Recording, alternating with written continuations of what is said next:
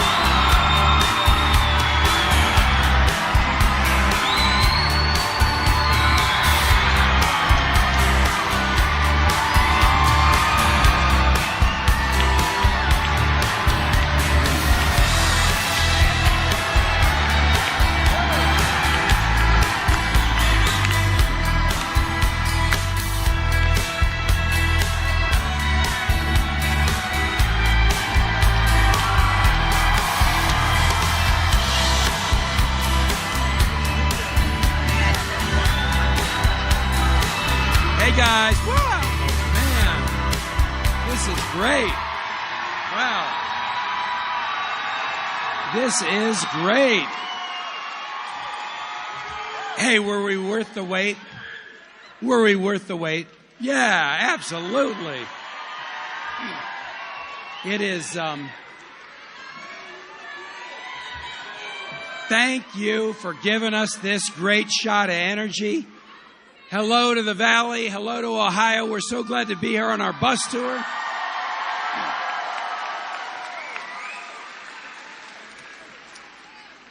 We've come out of a spectacular Democratic convention in Philadelphia, and we're glad to be in Ohio. There's a reason why traveling through Pennsylvania and Ohio comes first. It's because you guys are so critical to the outcome of this election. And I can't tell you how proud we are to be here with you. Thank you for this warm, warm Ohio welcome.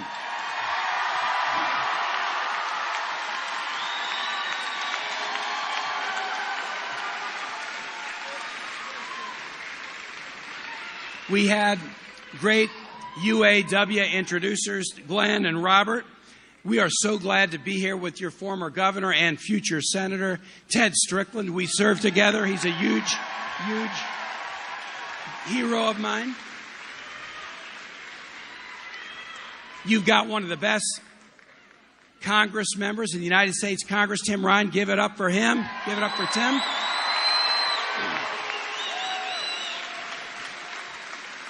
And then your state senator, who is the lead Dem in the Ohio legislature, who told me that he was going to get us the best pizza in Ohio for the bus on the way after tonight. Give it up for Joe Schiavone.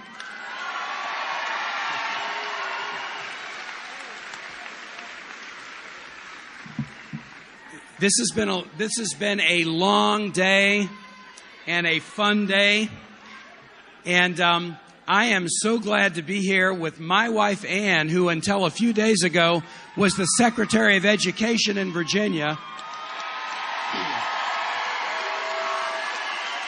But my wife Ann walked into the office Monday before we went to the convention and resigned so she could be full-time on the trail to make sure Hillary Clinton is elected our next president.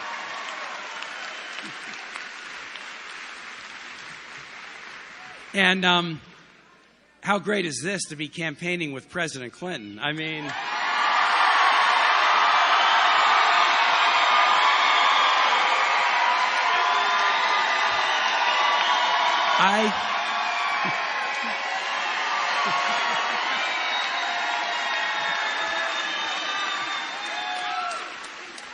I started my career in elected office 22 years ago, and I've learned more on the bus in the last 8 hours about politics than I've learned in 22 years. We have had a wonderful, wonderful time. It has been a great week, and I tell you, when Hillary Clinton called me at 7:32 last Friday night, I mean, who's counting? 7:32-ish. Last Friday night, and asked if I would be her running mate in this history-making campaign in an incredibly important time in our country. I just can't tell you how humbled it made me. Excited, but humbled too. I mean, this is just a remarkable woman, a remarkable leader, the most qualified person.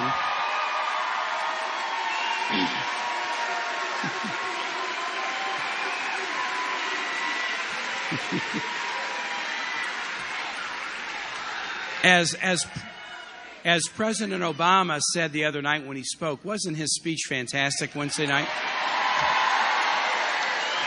As he said the other night when he spoke, Hillary Clinton is the most qualified person to head a ticket of any party for a long time and probably ever. And so of course I was honored as somebody who's been a mayor and a governor and senator. I was honored to say I would love to be on this ticket to help this most qualified person be the next president and to help tackle one challenge after the next and keep America moving forward with an optimistic and patriotic view of this country. Of course, I'm going to do it. But there was one other reason that made me very, very excited. As we stood out on the stage together on Thursday night after she gave that magnificent speech following that fantastic introduction by Chelsea,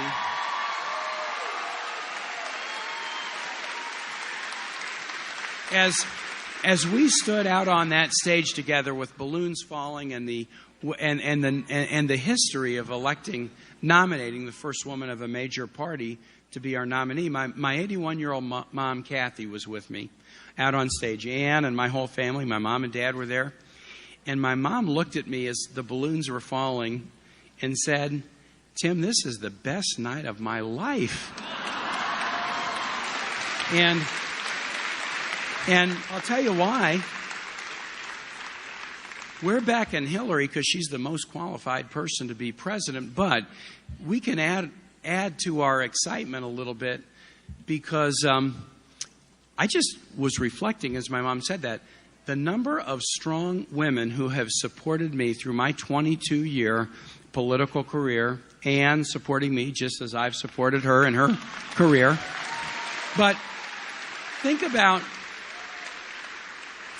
all the campaign managers and volunteers and finance directors and staff and voters, and the majority of the American electorate is women, and by far the majority of the electorate to vote for Democrats is women. And I have always been able to be in leadership positions because strong women were willing to support me. And I think it's just about time, after like 240 plus years. After about 240 plus years, I think it's time. I think it's time. I think it's time for strong men to show that they can support strong women in leadership positions, including the President of the United States. It's just about time. It's just about time. So everything about this week has been great except one thing. Now, everything's been great. Until I joined the ticket, I was under the radar screen and Donald Trump wasn't saying anything bad about me. He wasn't threatened by me, so he didn't have to say anything bad about me. But as soon as I got onto the ticket, Donald Trump had to come up with something to blast me about. So, let me tell you what he said. the morning after I accepted the nomination of our party, the oldest party in the world, the Democratic Party, to be vice presidential nominee, Donald Trump said about me, that Kaine, he was a lousy governor of New Jersey. I mean, I guess I was a lousy governor of New Jersey. I mean, I don't have the thick skin that Hillary Clinton has built up during the campaign. So, that kind of affected me. I was kind of feeling bad about it. And then I realized, wait a minute, I was never governor of New Jersey. I've never lived in New Jersey. But you got to give Donald a break. He's new to this thing. So 50 states and Virginia is different than New Jersey. I mean, okay, so he doesn't understand much. This whole thing's a big civics lesson for him. But he wants to be president, so go figure. I mean, go figure. We have been on this tour because what we want to do is talk about something really important, how to make sure that our economy grows, and for a few, but for everybody. Now, you all know this. Hillary Clinton and I both grew up in small business families. She'll probably talk about her dad's business, a drapery and printing fabric factory in Chicago. I grew up working in my dad's manufacturing business, an iron worker organized union shop in the stockyards of Kansas City, welding and ironworking. And, it was 5 employees in a bad year, 8 employees in a good year, plus my mom, plus my brothers and me. The old thing, if you're in a family business, if there's an order that has to go out, then the kids are working on weekends or the kids are coming in on holidays or summers, and that's what we did. So we come out of a small business background knowing that's where jobs get created, and we're here to talk about in Youngstown and in Pennsylvania earlier today and yesterday, how to grow the economy for all. And this is, on the economy, this thing is super simple. Super simple. Do you guys want a you're fired president or a you're hired president? I thought so. I thought that would be the answer. I mean, we know that Trump's the you're fired guy. These are the 2 words that he is the most known for. And I got a prediction. After this whole campaign is over, and after Donald Trump is lost, and after people have forgotten everything about the race he ran, the 2 words they will remember about Donald Trump is, you're fired.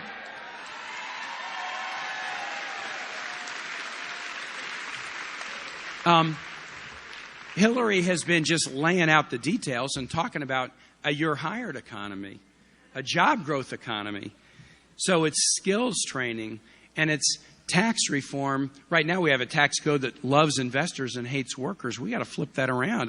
I like investors, that's great, but we got to love workers as much or more, and that's what she's talking about. We have to promote manufacturing. We got to promote research, this great innovation. We have to promote, what about like wages? A minimum wage so you're not under the poverty level. Or what about the radical notion that women should make the same salary and wages as men?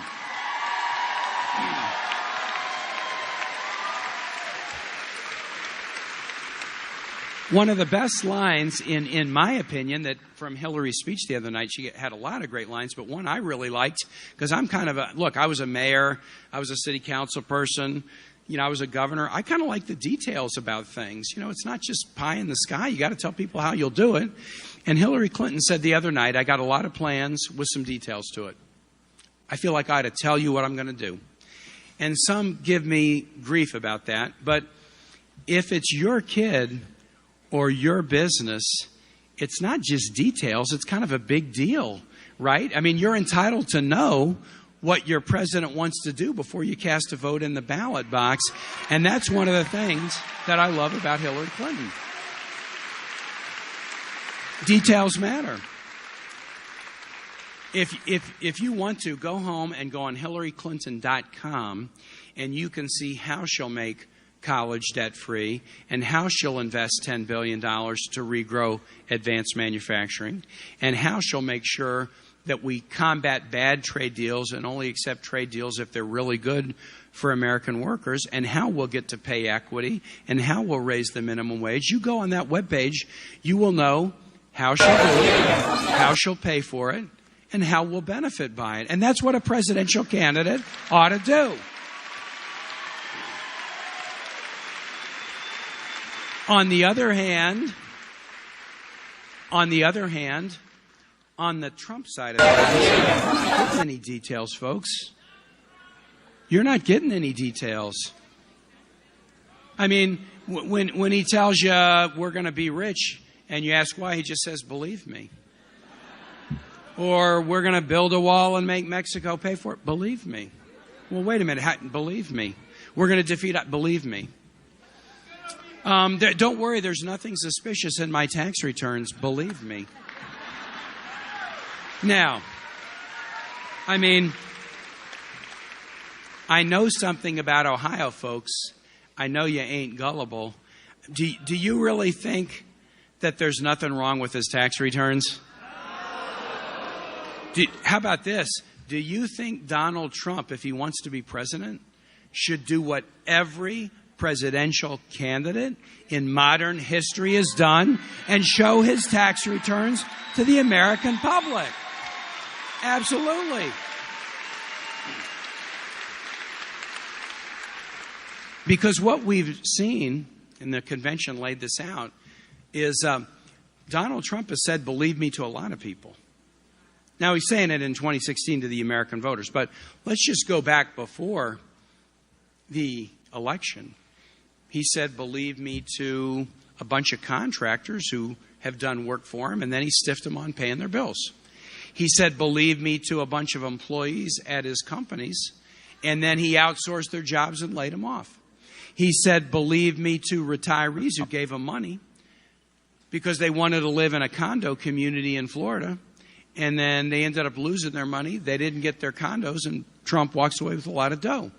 He said, believe me, to thousands of students of Trump U. And what did they get? They lost their dough, and they got a certificate that wasn't worth the paper it was printed on. When Donald Trump says, believe me, and you believe him, you're going to get hurt. You're going to get hurt. And I just think we are too great a nation to put it in the hands of a slick-talking, self-promoting, empty promising, one-man wrecking crew. We just can't do it. We just can't do it. So, can I ask you, is there anybody here in this place who believes Donald Trump? The guy who co-wrote his autobiography says about Donald Trump recently, quote, lying is second nature to him. So when he says, believe me, I got this question. Well, here's my attitude. I ain't believing you. I ain't believing one word. Not one word, folks. Not one word. Not one word. Not one word. Not one word. Not one. But we can believe somebody who has been about helping others since she was a teenager, a Midwestern Methodist church kid, growing up, inspired by a wonderful youth pastor in her church in suburban Chicago, who opened up the fact that in this broad world, there are a lot of folks who need a voice, who need a friend, who need a hand. And from that early moment, Hillary Clinton has been battling and battling hard for families and kids, long before she was in office. Long before she was in office. So I said to you, do you want your hired president or your fired president? You answered right. But I'm going to bring up Hillary Clinton now and say the real issue is with Donald Trump, you get a me first president. With Hillary Clinton, you get a families and children, First President. And Ohio, I know how you're going to pick. We got work to do. Let's bring a warm Ohio welcome to the next President of the United States, Hillary Rodham Clinton.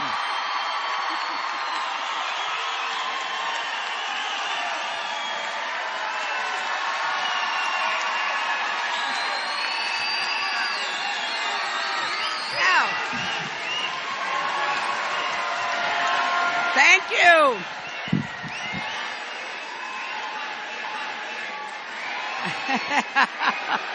Thank you so much. Thank you all. Thank you. I gotta tell you, it is so great being back here with you. I am excited about our bus trip, which started in Philadelphia, and we've gone across Pennsylvania, and now we're in the great state of Ohio, starting in the Mahoning Valley. I apologize for us being late. We ran into a lot of thunderstorms, and it slowed us down. I really appreciate all of you waiting. It means the world to be here with you tonight. And there's a big overflow crowd, and I understand they can hear us, and I want to thank them for being here as well. I want to thank Glenn Johnson and Robert Morales for being up here to introduce us to the stage. I am very proud to have the support and the endorsement of the UAW. I'm also very pleased to see our longtime friend, your former governor, Ted Strickland, a decent, hardworking, committed man who I hope you will send to the United States Senate in November. I appreciate State Senator Joe Schiavone, and Joe, we do want that pizza. We need that pizza. And finally, I got to tell you, I am just the biggest fan of your Congressman, Tim Ryan.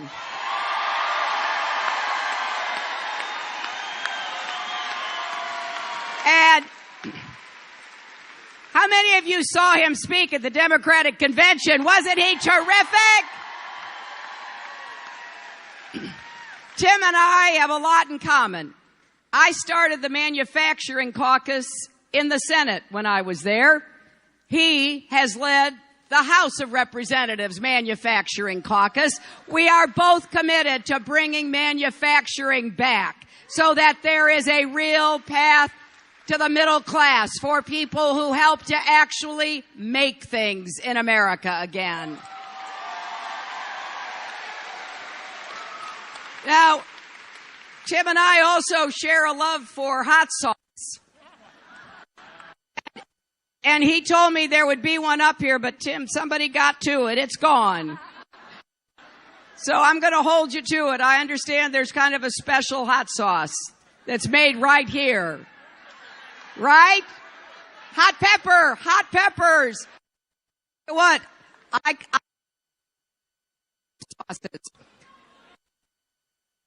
want to try. Oh, here comes another one. Okay. Yeah, I want to try that. I told Tim some years ago that when Bill ran for president in 1992, I read an article which said that if you ate hot peppers, it would build your immune system. I figured, well, it's worth a try. I started eating hot peppers back in 92. I'm still eating them, and I'm still standing, and I'm still ready to go to the White House. Now, we're on this bus tour to highlight what our plans are to create more good jobs and raise incomes. And we wanted to come to Pennsylvania and Ohio because these are two states where people still make things, where people believe that it's possible to be a builder, to make a contribution, to have a good life for your family. So we've been visiting factories. We've been talking to folks, getting ideas. And here's what I think. I think that if you agree that our major challenge economically is to create more good-paying jobs with rising incomes and good benefits so that more people in America, right here in the Mahoning Valley, across Ohio, and across our country, have a chance to get ahead and stay ahead, which is the basic bargain of America that joined this campaign.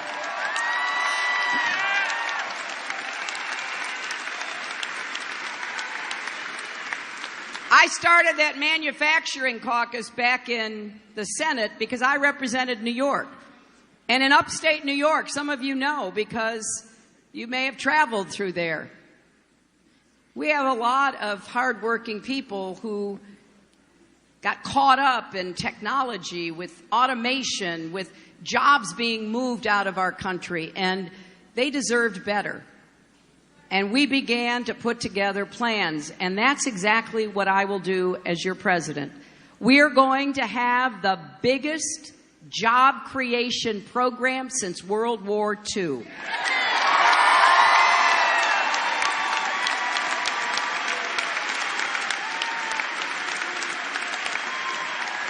And we're going to invest in infrastructure. We're going to build and maintain our roads, our bridges, our tunnels, our ports, our airports, our water systems. There is so much good work to be done in America, and it's not just what we can see, not just the physical infrastructure, which is critically important. We need a new electric grid. If we're going to be creating renewable energy, we got to be able to distribute it.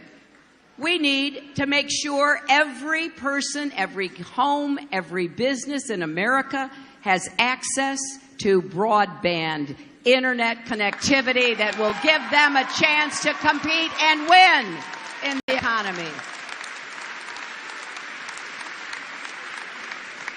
I said in Harrisburg, Pennsylvania last night that that's what I wanted to do. And I told folks that teachers had told me just recently there was a big national survey of teachers. And, you know, I love teachers. And so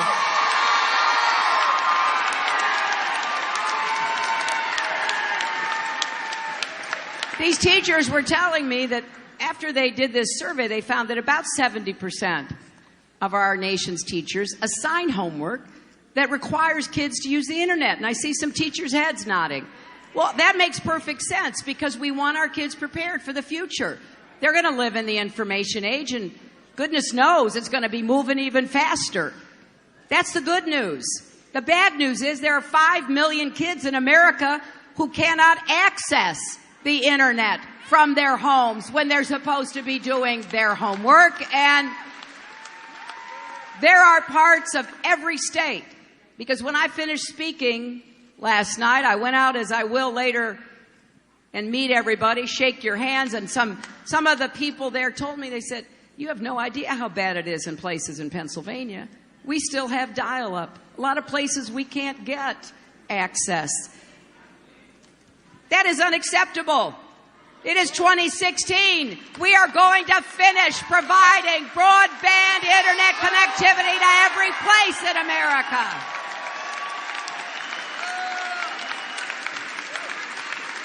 We are also going to invest in advanced manufacturing. I can't wait until I get to work with Tim Ryan and Ted Strickland and Sherrod Brown about how we're going to do this.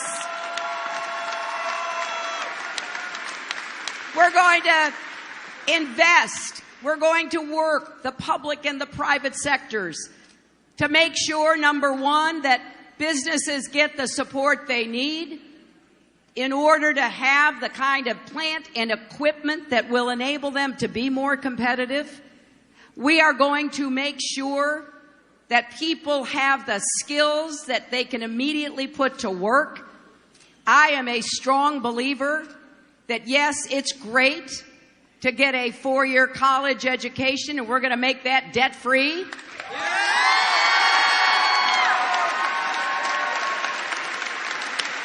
But I don't believe that a 4-year college education should be the only path for people having a good middle-class job and a future that gives them and their kids better opportunities. We were in Youngstown, Pennsylvania, and we were meeting with the management and the Steelworkers Union, a unionized plant, and they helped to train their people. And then their workers are making, on average, $70,000 a year. I'm telling you, we can do this. Because there are now 1 million jobs in America that are not being filled. We don't have enough machinists, tool and die workers, welders, coders. We need more skilled people in the trades. I've got a plan to encourage businesses to pay to train people and to support union apprenticeship programs so that we get those skills and get ready to make a good future. And you know, I believe strongly that some nation's going to be the clean energy superpower of the 21st century. I want it to be us, because there are millions of new jobs and businesses if we do this. So we are going to grow the economy. I'm going to invest $10 billion in manufacturing communities like those in the Mahoning Valley. And I'm going to do it by defending American workers. We are not going to let Republican governors and Republican legislatures undermine the right to join a union, undermine the right to bargain collectively.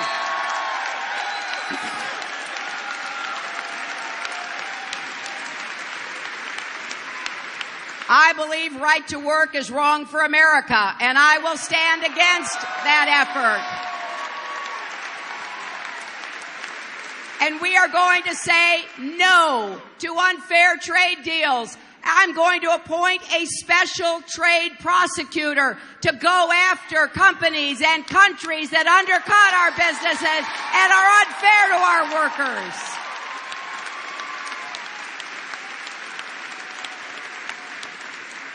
We're going to enforce rules of origin. We saved the American auto industry from a certain demise.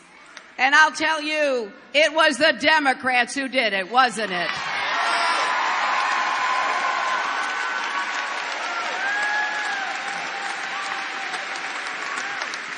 And it was the right thing to do. The American auto industry just had its best year ever last year.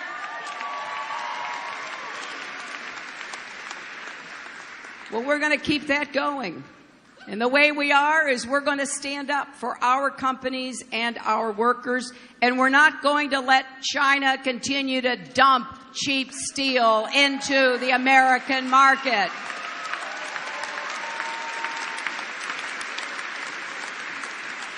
Another way we're going to grow the economy is by supporting small business. You heard Tim say his dad was a small businessman. So was mine. My father had a small business that printed fabric for draperies. He had what we called a print plant.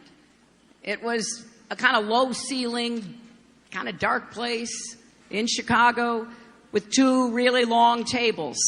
And the way you did this, because I helped him when I had to and he needed the help, you would take the fabric, you'd put it on the long table, then you'd take what's called a silk screen. And you'd put it down, and then you'd take the paint, you'd pour it into the silk screen, then you'd take the squeegee, and you'd go from left to right, then you'd lift it up, and you'd keep going down the table. I know how hard he worked, and I know how many opportunities that hard work gave my family. That's why I take really personally what Donald Trump does to small businesses. This is not just a campaign talking point. This is personal. You know, because my dad did all that work. He would get contracts. He'd load the fabrics into the car, then he'd take them. He'd provide them to the hotel or the restaurant, the office, and then he expected to be paid. I mean, that's the way we do business, isn't it? I mean, my first jobs I babysat. I expected to be paid. Every job I've had since, I expected to be paid after I did the job.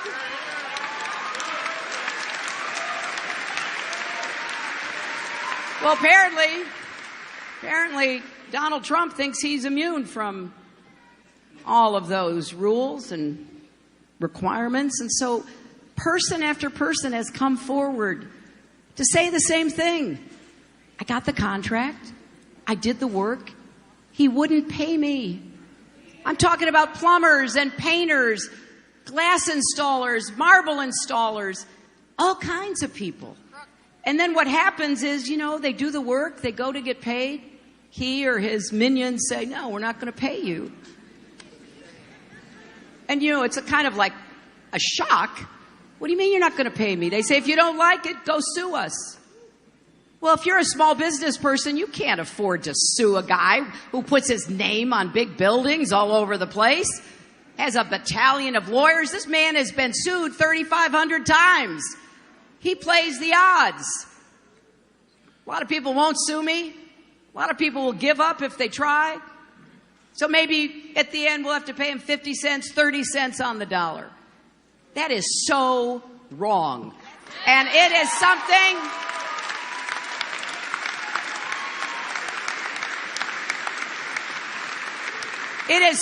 that people who have been treated like this are coming to the forefront to speak out about, because you know what?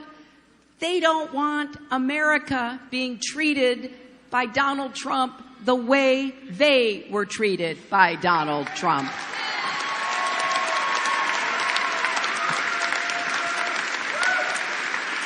I looked it up. Nearly 98% of businesses in Ohio are small businesses. So again, I take this personally. We're going to help small business. We're going to help get you more access to credit, cut red tape, remove obstacles so that small businesses can thrive. But we're not only going to grow the economy, we're going to make the economy fairer. Because the economy needs to work for everybody, not just those at the top. And we need to be doing everything we can to lift more people up. So we're going to raise the national minimum wage. We're going to make it a living wage that can produce a good, solid, middle-class life. And the fastest way to increase family incomes is to make sure women get paid for the work that we do.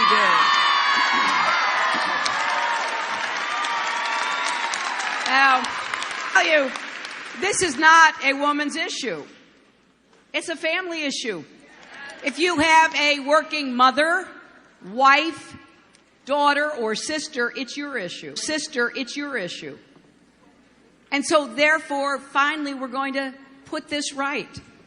So I'm excited about what we're going to do to create jobs, raise incomes, grow the economy, make it fair. And we're going to pay for everything, I'm telling you. And I'm telling you how I'm going to pay for it. It's pretty simple. We're going to increase taxes on corporations, Wall Street, and the wealthy in America.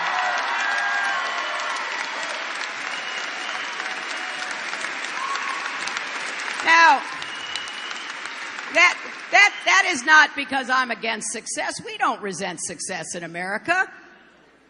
But it's because that's where the money is.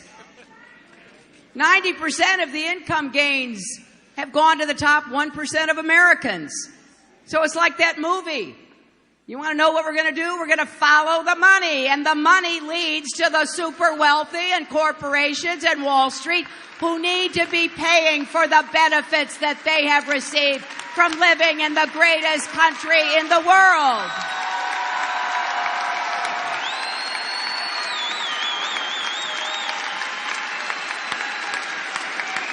So, as you can tell, I'm pretty excited. It may be late, but I'm really jazzed up about what we're going to do. And I don't think the stakes could be higher. Tim told you some of the reasons why Donald Trump is offering empty promises and totally at odds with what he's done in business, how he's treated people. Well, let's just take one more example. He talks about, let's make America great. right?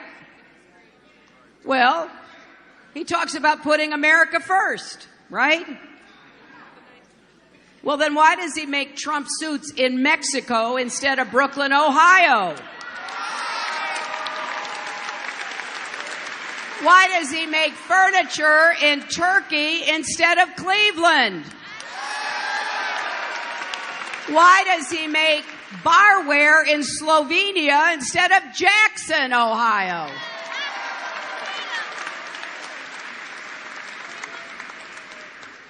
Well, you know, if you saw your great Senator Sherrod Brown at the Democratic Convention, he was great. You know, he said he bought his suit not far from where he lives in Cleveland, bought his tie in Ohio, bought his shirt in Ohio. Now, I don't want to stir up any rivalry with Pennsylvania, but my husband is wearing a shirt that was made in Reading, Pennsylvania.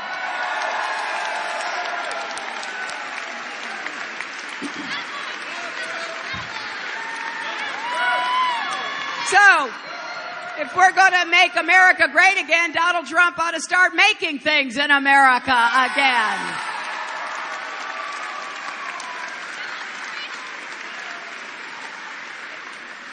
This is going to be a very intense campaign, right? 100 days from today, people are going to go vote. Tim and Ann and Bill and I and everyone working with us, we're going to work our hearts out. Because I have to tell you, this is not a normal election. Donald Trump is not a normal presidential candidate.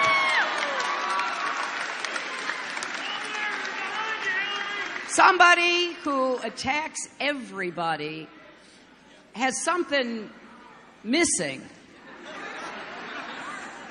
I don't know what it is. I'm not going to get into that, but yesterday he attacked a distinguished Marine General, John Allen.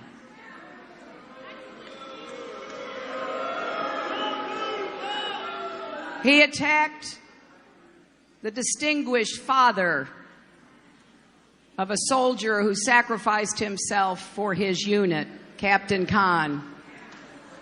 He's attacked immigrants and women. He's attacked people with disabilities. It's a long list, my friends. I don't know, maybe he doesn't have anything positive to say. But when you run for president, it's kind of like a giant job interview. If you were interviewing somebody to hire, and that person came in to see you, and that person spent all of his time insulting and scapegoating and blaming other people, and then got up and left your office, you'd be kind of wondering, what does that person do?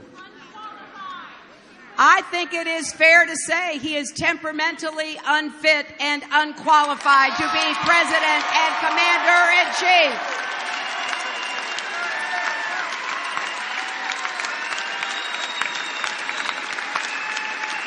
And as I said Thursday night, someone who can get provoked by a tweet should not be responsible for nuclear weapons.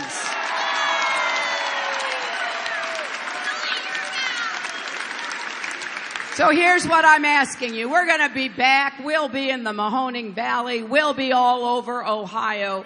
Because I want people to understand what the choice is and how it will affect you, your job, your future. And just yesterday, the Republican economist who advised Senator John McCain when he ran for president in 2008, he looked at the plans that I've put forth, and he's looked at what Donald Trump has said he wants to do. And here's what he concluded. Under my plans, America will create at least 10 million new jobs in the first 4 years.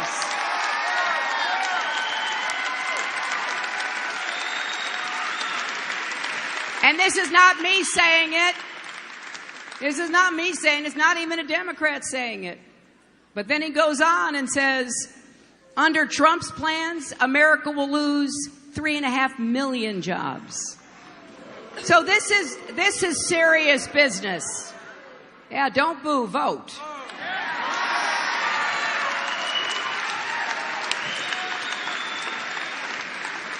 So here's what I'm asking.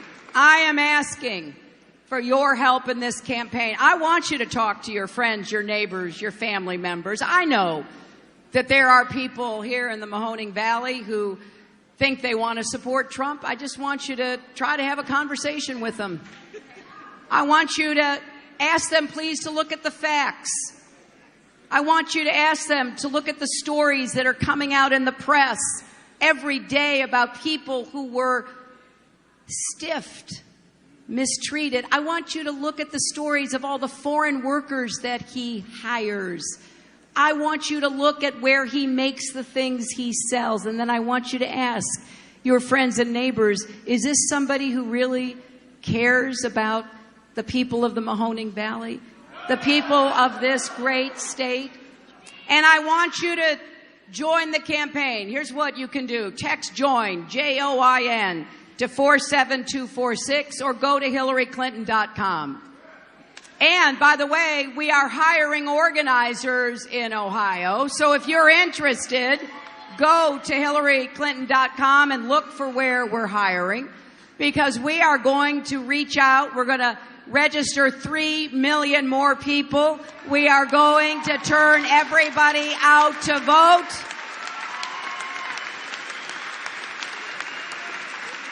Because, like I said, I want you to know what my plans are as your president, and I want you to hold me accountable. I'm not going to sit in the White House. I'm going to keep traveling around America. I'm going to come back to the Mahoning Valley. I'm going to sit down. I'm going to ask you what's working, what's not working. As you heard in the convention, when I tell you I will try to help you, you can count on it, because I will do everything I possibly can to deliver results for you.